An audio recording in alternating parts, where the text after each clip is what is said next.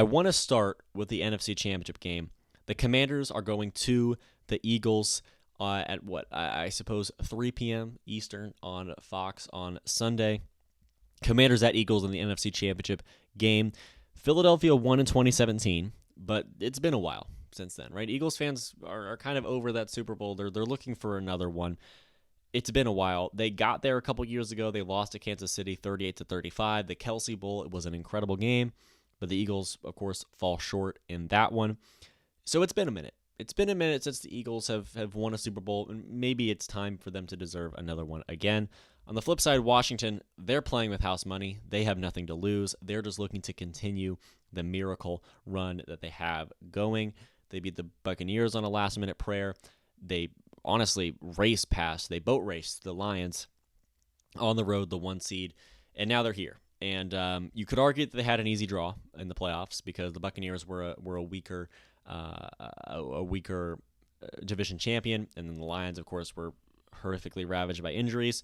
But the Commanders got here, and they deserve it, absolutely. Any team that gets here deserves it in the NFL.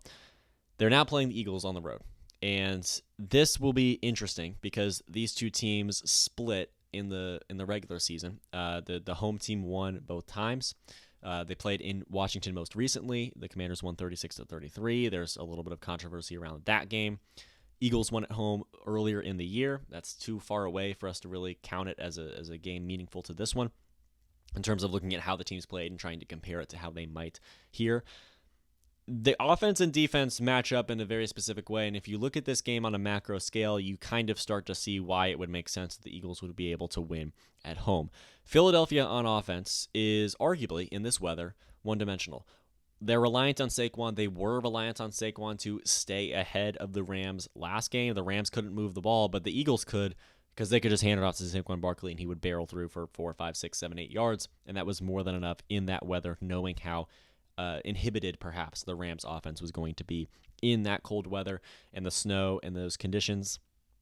So they're kind of reliant on Saquon, but that's okay because Washington's run defense is a weakness of theirs, right? Washington struggles to stop the run, and the Eagles are one of the best in the league at running the football with Saquon Barkley.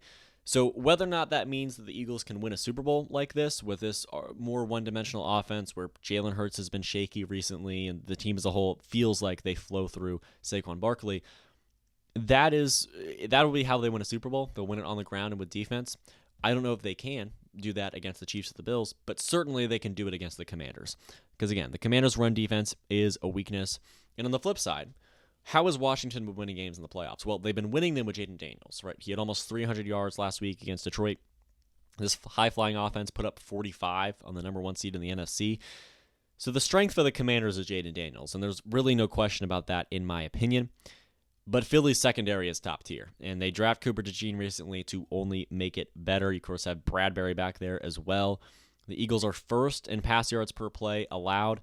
That means that when Jaden Daniels when any quarterback that's been playing against the Eagles has been throwing the football, they're certainly limited in terms of how many yards they gain on a given play. They're second in pass yards per game allowed. Same concept, but over the course of the entire game. Jaden Daniels is going to be tested to a level no team has been able to yet this playoffs, right? Because the Buccaneers secondary, of course, isn't necessarily one of the best in the league. The Lions were horrifically ravaged by injuries, and Jaden Daniels was able to pick apart essentially their second-team secondary.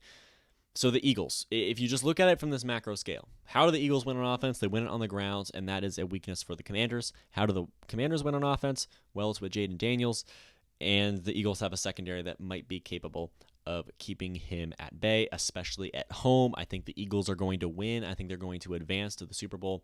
It's way more complicated than I'm making it. I absolutely understand that, but just on a macro scale, knowing that the Commanders are playing with house money, the Eagles are hungry for another Super Bowl victory. Saquon Barkley hungry for a Super Bowl victory at all. He's been stuck on the Giants. He's finally on a good team, and now he's really elevating that team because, again, the Eagles, maybe they don't win that game last week. Tough weather conditions. The Rams couldn't move the ball, but Saquon could, and therefore the Eagles could. We'll see if he can continue to carry this team into a Super Bowl opportunity. I think they will. I think the Eagles win at home and advance to the Super Bowl.